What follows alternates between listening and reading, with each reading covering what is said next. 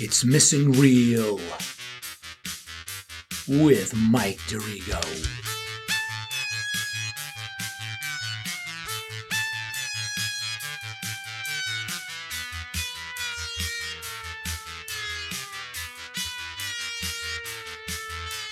The text is in the imperative.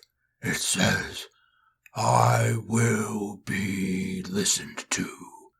Your podcaster is writing to you in a language that has been dead for over 10,000 years.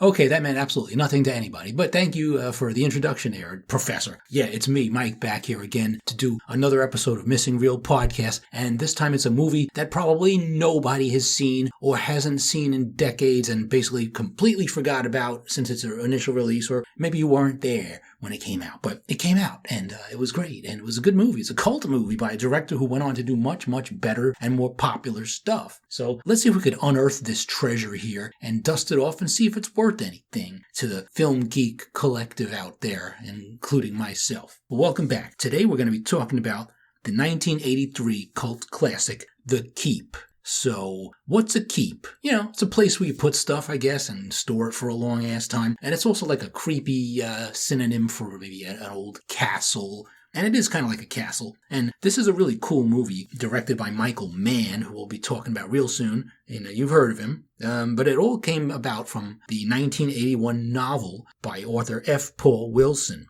This guy wrote some pretty cool sci-fi fantasy books, very intricate stuff. He writes a lot of intertwined stories, and it all crosses over with different characters. Fascinating stuff, but the book, I guess, must have been impressive enough right from the start to get somebody to want to make this movie. So Paramount Pictures did it. Michael Mann was on board as director. But the book, the source material, is pretty darn good. You know, I've read this a couple of times in my life, and the author has written a 6-book cycle called the Adversary Cycle, which follows through the storyline, beginning in The Keep and maybe going backwards and forwards in time, centuries of good versus evil and all this cool supernatural stuff that happens across all these books. And I read all the books too, but many years ago. They were all awesome, and I'd recommend checking them all out, even if you don't like this movie. But we're going to talk about mostly the movie, not the books, because, this is a movie podcast, not a literary book club of any sort, because I don't read much.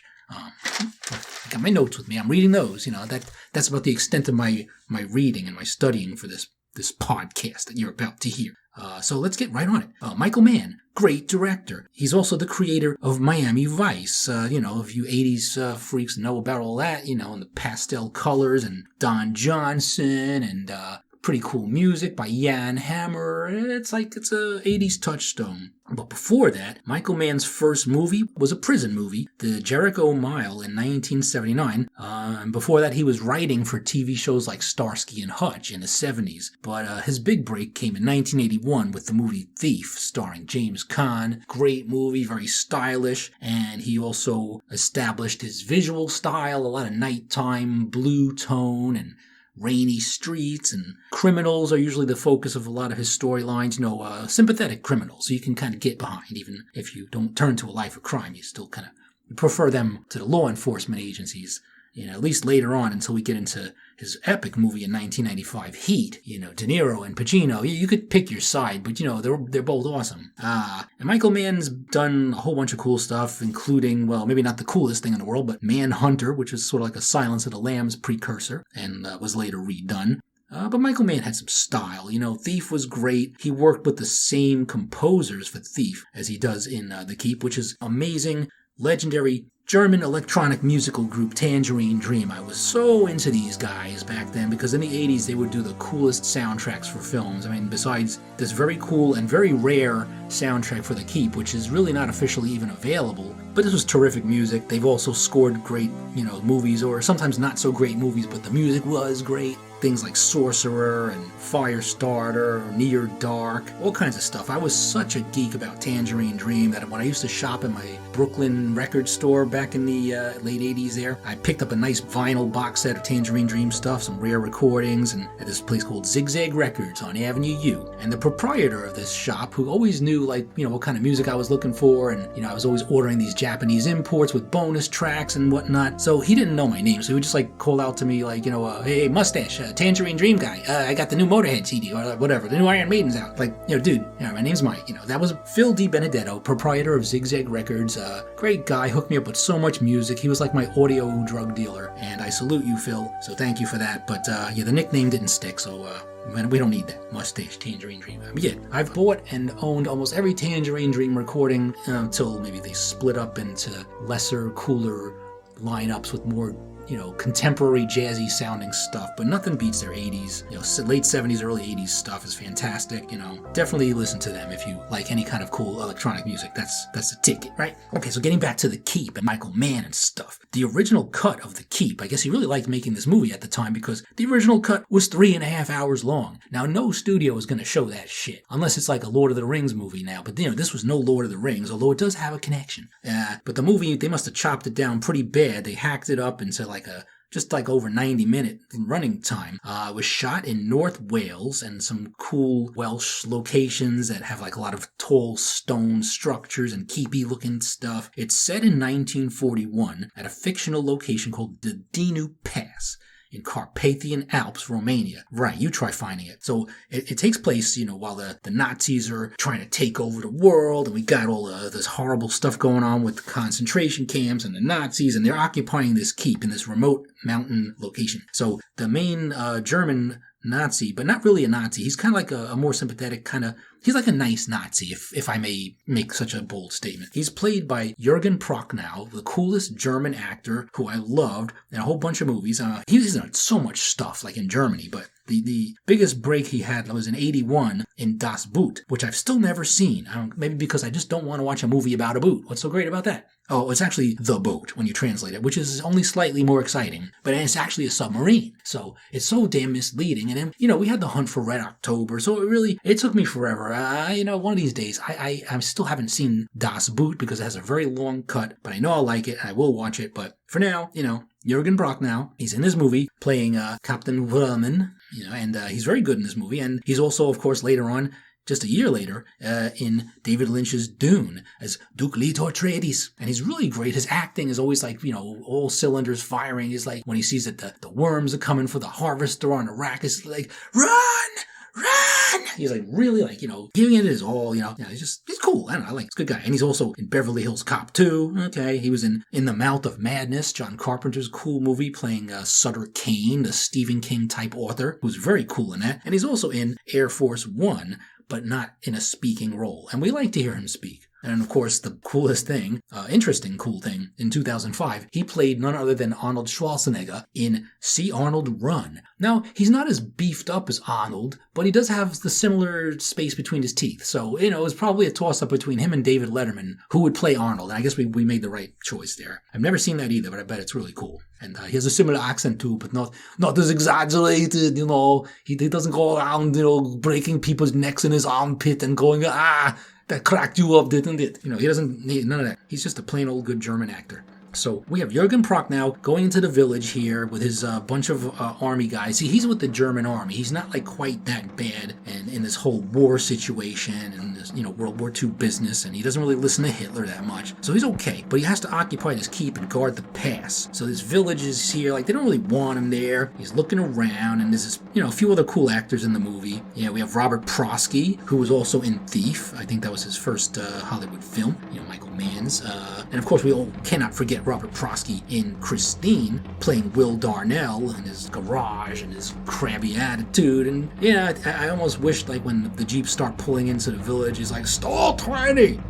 Stall 20! Get in there and turn it off before you all choke to death. So he welcomes him to the village.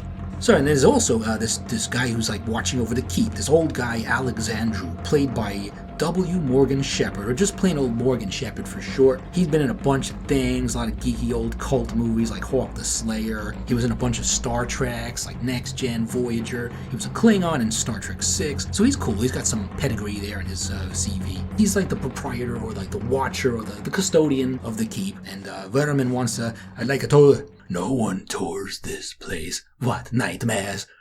Deaths? No one's ever died here. So Alexander's like, sounds like a stoner. He probably smokes a lot of crap up in the keep, up in the tower somewhere. I don't know. So he's like reluctantly giving him a tour, and then all the guards are there stringing up the lights and stuff. And this one guy's like, Herr officer, what are they doing? They're stringing lights. The German army does not operate by candlelight. Oh, and is he stringing lights? Private, what is your business here? What is your assignment? Answer! Stringing lights, sir. Then what the hell are you doing? They hide silver. Yes, sir. I have been told. Nah, the crosses are made of nickel, and you earn yourself a place on first watch all week. Schnell! Never touch the crosses. So Alexander was pissed off because these crosses are very important, and the guards are trying to chisel away and steal them because they think they're made of silver, but they're not. They're made of nickel. At least that's what they say. All right, but this guard doesn't really listen, right? Because he's greedy, and they don't want to work in the army forever. They want to make some money and retire. So Private Lutz here tries to get his pal to come in later on while he's guarding and freezing his butt off outside at night to come in and check out this silver cross that he thinks is a silver cross, because he can't really get it off his mind. He's kind of just standing there, and suddenly the cross starts to glow in the background, and you hear this music coming up. It's like, That sounds like Tangerine Dream. I love those guys. So he runs in there and starts checking out this cross that's glowing, and music is playing, and he's like getting all into it and stuff. Let's go see if the bar is open yet. But then he calls his buddy there. He's like, check it out. It's made of silver. And they start chiseling away at it, and they pull a block out. Look at the block. So they have to go into this hole inside the wall to see if there's like another silver cross, because they do actually find out that this one particular cross is made of silver. Damn lying keepers. So they gotta steal this piece of silver and go inside and see if there's any more silver. And so he ties a strap around the guy's ankles, and Lutz goes in there, and he's crawling, and he sees another cross block, and he touches it, and it slides away, and he starts falling down this big tunnel that leads down to God knows where. And he almost falls all the way out, but he doesn't. He looks around, he's in this huge black abyss. You can't see nothing in there. The camera pulls back until it's like nothing but a little white dot where Lutz was standing. And then more lights start showing up. They start converging, and the first of many cheap special effects. And we'll talk about the SFX later too, because it's a very interesting story about those. So anyway, this really cheap special effect starts floating up to where we saw Lutz and that little white dot there on the top of the screen. And then the guy outside who's hanging onto the strap suddenly gets a big yank on the strap. And Lutz! And he's pulling and he can't really get him back. And then when he does get him back, he only gets the back half of him, like from the ass down, and there's nothing else left of the body. It's been like chewed in half or something, and it's horrible. And then this other light comes out and goes into his eyes and pops out his contact lenses, and he dies. And it's all bloody and stuff, and some monstrous evil has been released from this hole in the wall. So now, after this evil escapes, or whatever kind of shit it is, the next shot we have is a pair of eyes. These glowing white eyes. And the eyes belong to Scott Glenn. Yes, an actor who's been in much better movies. Like the same year, he was in The Right Stuff. And of course, that was the right choice for your career. And of course, he would also be in Hunt for Red October, Silence of the Lambs, and Backdraft, and lots of good movies, quality stuff. But yeah, back in '83, The Keep.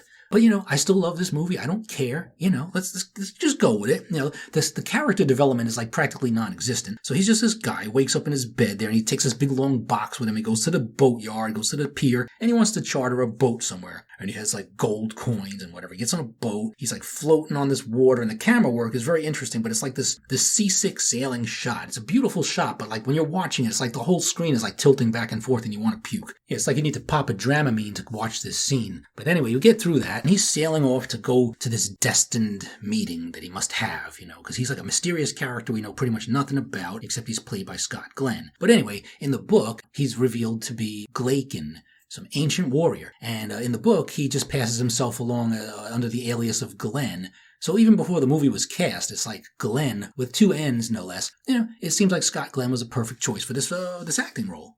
He doesn't do much acting. Just a lot of mumbling and talking and crappy exposition that still makes no sense. But anyway, we don't know his name in this movie. He's just some dude traveling across the sea to try to get somewhere with this long box that he's carrying. We don't know what's in the box, but He takes it with him and travels, and it's like the only possession he really has. It's the most important thing he owns. So he's going off to try to get to the keep at some point. But meanwhile, all of this shit is going on. All these other soldiers keep getting killed. Like every single night, there's like another death. And in the book, it was way cooler because all these soldiers that die don't stay dead. They come back and they're like zombies, and it's really creepy, scary shit, and they do things that are even more evil and sinister than what they would be doing if they were alive. But in the movie, maybe due to budgetary restrictions or the cutting room, who knows what, they don't come back to life. They just die and stay that way, and they just rot, whatever. So, Jürgen Prochnow there, Vermin, is really concerned about what's going on. He doesn't know why all the soldiers are getting killed. Like, what did we do? We're not really Nazis, we're just German guys with soldiers and shit. The Nazis do show up. The Sturmbannführer Kampfer shows up, and he's played by Gabriel Byrne. Well, what do you know? An Irish Nazi. Never saw one of those before. All right, well, Gabriel Byrne is cool. He was in Excalibur. He was in The Usual Suspects, and he even played the devil in End of Days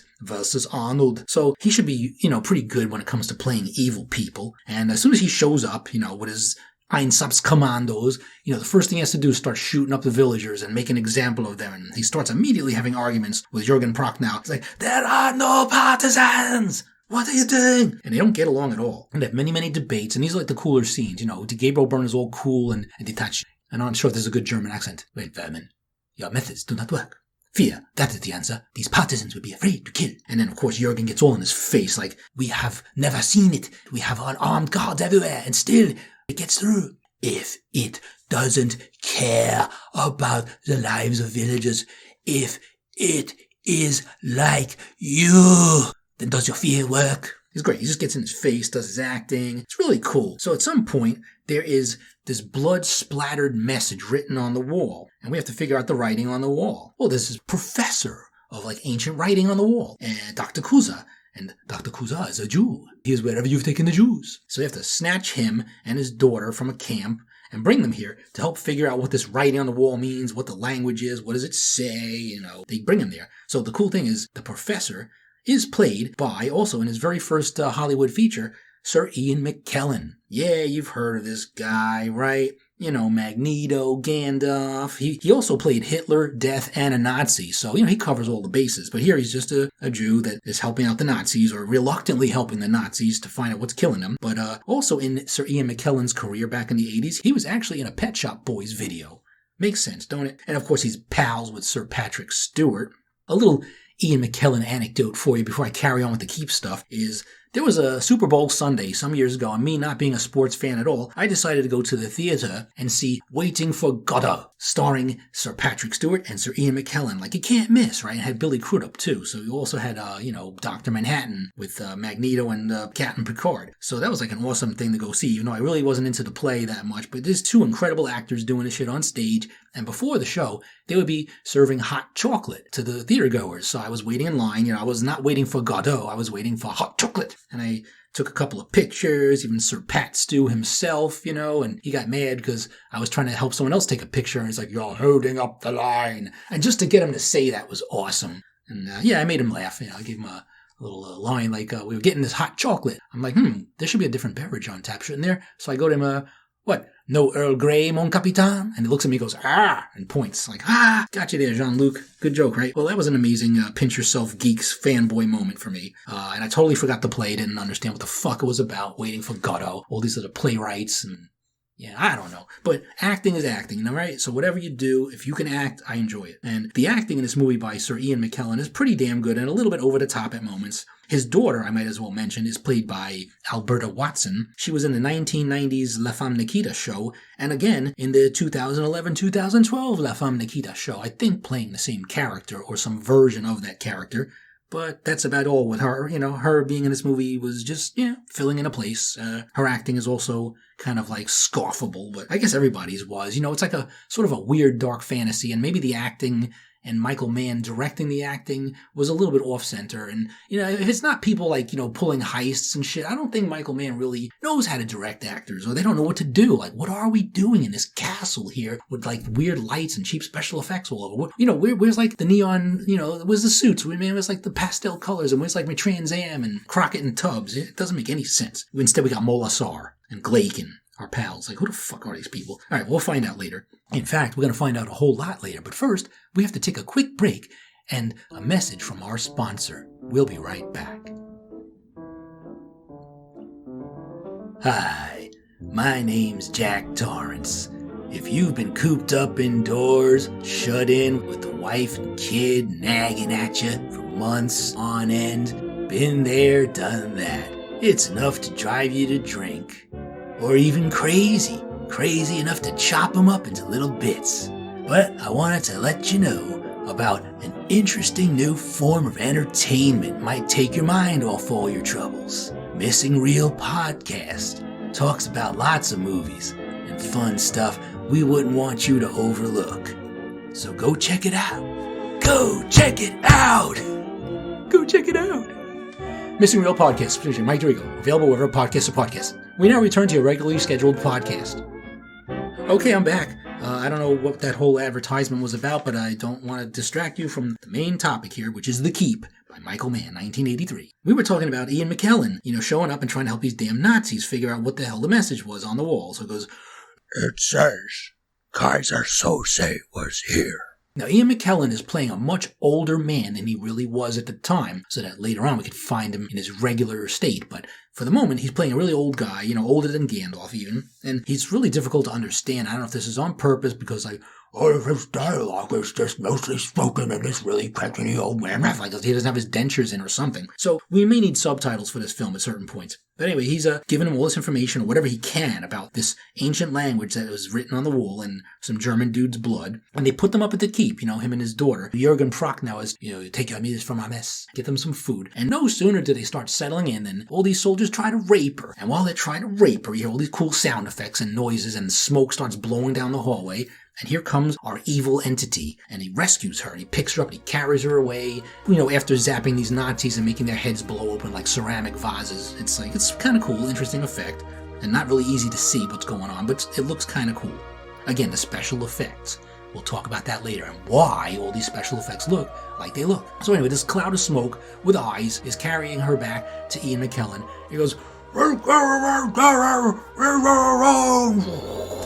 goes, "I need an ally." And he reaches out and he touches McKellen and zaps him.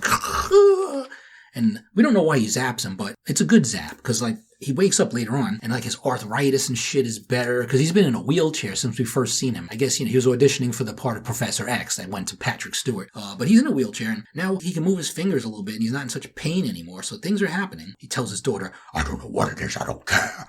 It touched my body."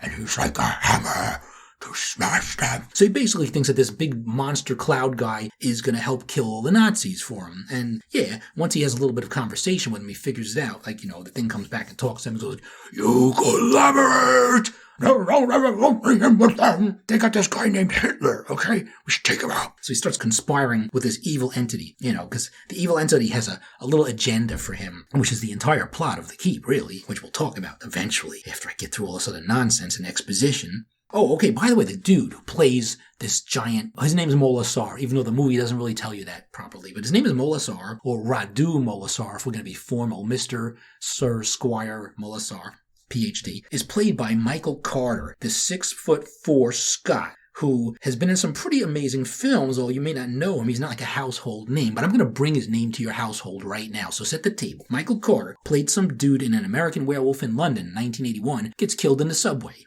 Or the tube, as they call it over there, across the pond, yes. And of course, more famously than that, in 1983, he was Jabba the Hutt's doorman, Bib Fortuna, in Return of the Jedi. Le Jabba no matter. That guy with the tentacle growing off the back of his head. So that was Bib Fortuna, and that's probably his most famous role, but he's not famous. So now he is, because I told you who he is. Michael Carter, remember it. All right, so anyway, he is collaborating with Ian McKellen. Ian McKellen is healing up, and finally, along the way, while, we're waiting for Scott Glenn to show up and save the day, because he's supposed to be the hero of this movie, I suppose. He finally gets off his boat, and he's driving a motorcycle through the woods, approaching these Carpathian Alps, and he gets stopped by a couple of German guards. And one of these German guards is played by Bruce Payne. Who's Bruce Payne? You should know. You see movies, right? He was one of the villains in one of the not-so-great Highlanders, Highlander Endgame. And he was also in that Wesley Snipes actioner, Passenger 57. So I guess this is where he landed after he got sucked out of the plane at the end of the movie. He landed somewhere in Romania, and he miraculously survived and joined the German army. Okay. That's pretty cool. And he also traveled back in time. So anyway, they want to stop him at this little checkpoint, and they go like, what's your hurry there? What you got in the box? And they start reaching for the box, and Scott Glenn's eyes do the whole flashy thing. Don't touch that. And they back away terrified, like this flash of the eyes is the scariest thing they've ever seen. He gets back on his bike and just carries on. And nobody talks about this box again in the German army. They just forget about it, I guess. He flashy thinged them, so they forgot, I guess. That's what it was. Like Men in Black, except he has it built into his eyes. Getting on with the plot, shall we? Yes, okay. Back at the keep. Finally, Scott Glenn shows up, and he gets into this little inn that has like 2 rooms, and one of the other rooms is Eva, because, her father is still stuck in the keep with the Nazis, trying to decipher all their glyphs and whatnot off the wall. So she meets him. She meets this mysterious stranger who casts no reflection in the mirror, by the way. But he's not really the vampire in this film. So they get to talking with what limited dialogue they got. Why are you here? And then they're up on a hill talking, and the next thing you know, they're having sex and holding hands in this really artsy, stupid scene, and it's really weird. But that's it. Like, we don't have time for character development. Maybe the other 2.5 hours that got cut out of the movie were the courtship of them, like going on dates and stuff and looking off into the mountains and playing pranks on the Nazis. But all we get is this jump right to the sex scene, because I guess that's what happens in movies. But he's like a magical guy, so he could do that. He must have charm. The less you say, the better. He's a man of few words and fewer brains. So they're in the inn having sex, and they wake up, and there's this elusive pillow talk. She asks him, "Where are you from?" "Everywhere. Sleep." Just waves his hand at her, and she listens too. I mean, God, you wouldn't see that today. Never in a million years would you see that shit. She's like, "What the fuck, man? Would you leave my cab money on the counter too, bastard?" So all right, they had sex and stuff, and meanwhile, this Molasar guy is very much like Darth Vader. It's like he's all angry. "I will destroy them when I am complete. You must do this favor for me. Carry this object from the keep. It is the source of my power." He's telling Dr. Kuza all about this shit. So he has to bring this thing called the talisman out of the keep, and then this Molasar guy could be powerful enough to go kill all the Nazis and make everybody happy in the world and end the war, essentially, and change history for us with bad special effects. So Dr. Kuza is going to have to go down into the cellar of the keep. He can actually get up and walk around, but he doesn't want the Nazis to know. So he always stays in his wheelchair and just plays sick, the whole time. And then as soon as they turn it back, he gets up and starts doing like calisthenics and push-ups and shit. And he looks a little healthier. He looks younger. And Gabriel goes, "This place seems to agree with you." "Better than Auschwitz anyway." The priest is kind of friendly with Dr. Kuza there, and they talk, and they get into a little bit of an argument, and then all of a sudden, McKellen stands up, and the priest's like, "Heathen!" Of course, remember, this is Robert Prosky, right? "Heathen! Drive that mechanical asshole in here without an exhaust hose at that wheelchair of yours.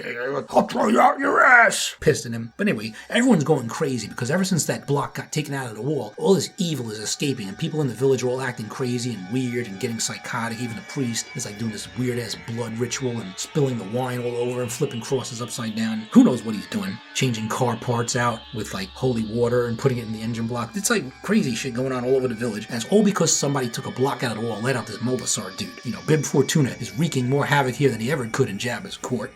Now, at some point, we finally have Kuza and his daughter, and Scott Glenn is explaining everything to us now. "What has happened is that what was contained inside the keep has escaped into the world of man." Ah, bravo. Great performance there. Do I hear a Husker buzz? Yes, I do. I don't know what the fuck all this exposition is. So then Eva is like exasperated like with Blake and Scott Glenn there. "You're part of this, aren't you?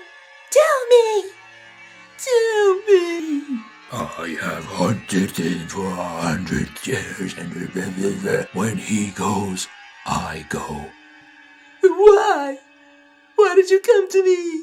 Become my lover?" And his answer? "To touch, as only mortal men can." Now, any woman in this day and age who would buy that bullshit line, doubt it, but she does. And that's it. He appeases her with that simple little answer. Like, yeah, okay, to touch. You try that next time your woman is demanding an answer from you. Like, what the fuck's wrong with you? What'd you do with that bitch? To touch, as only mortal man can. Watch that. You'd be castrated within minutes. Anyways, but this is a fantasy. It's a movie. It's fiction, okay? Maybe women really act like that in fiction. Maybe dudes really can answer questions like that, and their eyes can flash and make everything just go away. It's beautiful. Love these kind of movies, don't you? No wonder it was a huge blockbuster. And then, of course, Dr. Kuza knows that this Scott Glenn guy knows what he's up to. It's like, he's asked you to carry it out. He is just like the Nazis. Don't take it out. But Kuza doesn't want to hear that shit. He wants Molasar to be on his side. So he's like, "There is a stranger at the inn. He asks questions." So the Nazis go and arrest Scott Glenn, and he resists arrest. He throws a Nazi off the cliff. They start shooting him up. He's getting all these green blood squibs all over him. There's like bright green blood. Now, he's either a Vulcan or a Predator. I don't know which. So he gets shot up and he falls into the pit there, into the chasm underneath the drawbridge, and he's left for dead. Now, Ian McKellen don't give a shit. He just goes down there and he's like trying to dig in this pit way, way, way, way down in the bottom of the basement of the keep. And he's like digging for this talisman thing, which is really nothing more than like a fucking flashlight, this little silver flashlight thing. And he has to dig all these rocks and bricks up. It's like, it wouldn't happen to be made of metal, would it? I could just raise my hand and magnetic, you know? Doesn't work like that though. He has to work for this shit. And then he gets his talisman thing. And while he's doing all this stuff, you know, things are getting even worse. Relations are getting even worse between Jurgen Prochnow and Gabriel Byrne. And, you know, now they're drinking their Jägermeister and their schnapps, and they're just pissed off. And, you know, Prochnow doesn't give a fuck anymore. He's letting it all out and telling Gabriel Byrne exactly what he thinks of him and his Irish Nazi regime. He's like, you have infected millions who worship your twisted cross. Who are you finding in the halls of this keep? Yourself. So while he's getting all philosophical, all this gunfire and screaming starts erupting out in the courtyard, and he turns around. Jurgen Prochnow is reaching for this cross that Ian McKellen gave him as a little souvenir, and then fucking Gabriel Byrne just shoots him in the back, and that's the end of Jurgen Prochnow and all the good acting in this movie. And Gabriel Byrne walks outside, and the whole courtyard is all misty and fog, and all the soldiers are all fried and barbecued to a crisp, and everything's all molten, and it's horrifying. So Gabriel Byrne just walks backwards, you know, for like a minute, walking backwards, hoping that he won't back into anything horrible, and of course he does. There's Molasar standing right there. He holds up the cross, which doesn't work. The faith just ain't there. You know, he should have held up something better, like a lightsaber, but yeah, doesn't do that. It's like he sees Molasar. Where are you from? Where am I from? I am from Tatooine, bitch. And he grabs him, sucks his soul out, and he's gone. Throws him a Jabba, thermal detonator up his ass. That's it. He has Ian McKellen in the basement. He's like, take Harriet out. There's no one left to stop you. So Ian McKellen's walking down the halls of the keep, and every time he passes by a cross, it lights up, you know, probably to help him find his way back out, you know, very energy efficient, like the lights come on only when you get near them. It's a good idea. He's carrying this flashlight. Scott Glenn is at the bottom of the pit, like, you know, coming back to life from his stupid green bullet wounds, and he has to wake up and climb back out of the stupid pit, gets back to the inn, he opens his box, which is still there. Thankfully, it hasn't been confiscated, and he takes out his magic stick, whatever it is, his little rod, and he touches it, it lights up all pink, like, you know, it could be a lightsaber, a really feminine lightsaber, but he picks it up there, and he's going to the keep. But while Eva shows up to find her dad carrying the shit out with his little flashlight hilt. I've got it, Eva! No, take it back. What are you talking about? Take it back. It belongs to Glaken Trismegistus, not Molasar. Like, who the fuck are these people? What are these names? We haven't heard these names for the entire movie. Who the hell are Quaker Tribble Shit Soup? Who are these people? And Molasar's right there. I was like, slay her and take the talisman out of here. So he hits his daughter in the face and knocks her down. He's about to club her over the head with the flashlight thingy, the talisman. And she's like cowering in fear. And suddenly he has a change of conscience. He's like, turns back to Molasar. And here comes the Ian McKellen acting that we've been waiting for the whole movie. Who are you that I have to prove myself to you by killing my child? If this is yours, as you say, you carry it out. You can, then it's not yours, and this keep is a prison to contain you, and you have lied, deceived, cheated on tax returns, and you take it out! Take it! Take it! Alright, we could hear you in the cheap seats, Gandalf. Yeah, getting all this theatrical projection shit going on here. So Molasar is pissed. He goes, one more zap. McKellen is all back to his shaking Parkinson's decrepit self, and the talisman falls out of his hand, and Molasar is advancing threateningly on Alberta Watson. She may not live to be in La Femme Nikita years later. But who's at the door? Scott Glenn appears in the doorway, and he picks up this flashlight talisman thing, and he sticks it on the end of his stick. And then Molasar looks up really slowly, and he goes, you. So they know each other. Anyway, so he recognizes Glaken, or whatever the fuck his name is, and then Scott Glenn picks up the damn stick with the talisman at the end of it, and all his like lasers start shooting around the keep and bouncing off the crosses. It's really neat, really cool special effect, and goes, take your father out of here. tells her to get out and drag Ian McKellen out the door and to safe distance so they could have their big spectacular special effects battle, which lasts all of 5 seconds, right? And Molasar shoots a little fireball thing out, and of course Scott Glenn zaps it back with the stick. It's kind of like a light hose. It shoots out this pink light, looks like water. It's like he's getting ready for backdraft, trying to learn how to use a fire hose here, basically. So he just shoots this shit at Molasar, goes right through his torso, and for like 3 seconds, and it goes into a crack in the wall, and it's over. Music starts playing. Tangerine Dream is coming back, doing this very cool adaptation of The Snowman by Howard Blake. Very, very pretty music. And Scott Glenn turns very slowly, and he gives like this wave. Alberta Watson is safely outside with McKellen, looking at him, and he just waves. He turns slowly, and then the wind and the smoke starts sucking him backwards, and he gets sucked into the crack in the wall. It's like, he's like struggling, and he doesn't really want to get sucked into the crack in the wall, but that's his destiny. Basically, if he just not spend so much time slowly turning and raising his hand so dramatically, he could have just like zapped Molasar and like, okay, let me just walk on out before the wind sucks me. And no, he has to go into the crack in the wall. He ends up like buried in the keep along with fucking Molasar for the sequel that will never be. So he goes into there, and Eva there, Alberta Watson's all crying and shit. She's like wailing, yeah, listen to her. Yeah, there she goes. You hear it? Pathetic, right? I mean, come on, it was just like a one-night stand, for God's sakes. You're not going to miss him that much. Jeez, man, even in the 3.5-hour cut of the movie, you spend 3.5 hours with the guy. Honestly, do you really want to cry that much for him? He's nobody. You exchange maybe 5 words in your entire relationship, and probably a few fluids, and some light bulbs in the eyes. The light in his eyes was just so special, isn't there? There's never another man like him. Apparently she was a virgin, too, in the book, so maybe that's why he was so damn important to her, to touch, because virgins have never been touched that way before. So she's all sad, but then all the smoke and shit gets sucked back into the keep too, so now we can see again, and the air is all clear, and we can finally see the landscape and everything, and all the villagers start running back out. They're all friendly again, and Robert Prosky comes over to help them. Hey, I'm sorry about before. Hey, you can raid my junk pile for whatever you want. I may even throw in a few bucks. And everyone's happy except for Alberta Watson. She's looking back at the keep and wishing she still had a boyfriend. But that's it. The movie basically sucks, and unfortunately, that's it. And it was over. It didn't do very well at the box office. But in the years since, it has become a bit of a cult classic, and you were able to see it on VHS and even on Laserdisc, which, yes, I owned.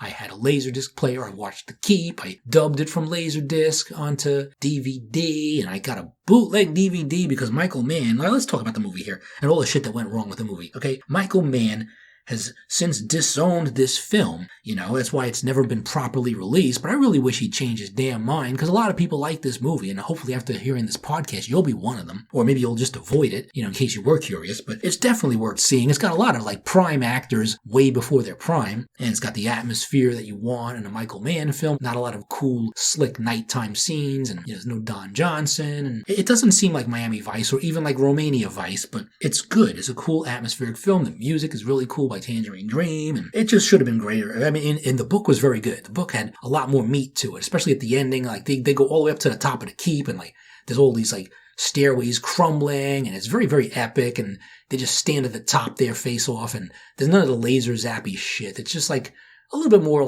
sensible, and then the whole keep collapses, and I guess we think we lost Scott Glenn's character back then, Glenn as he's called, but he's actually still alive.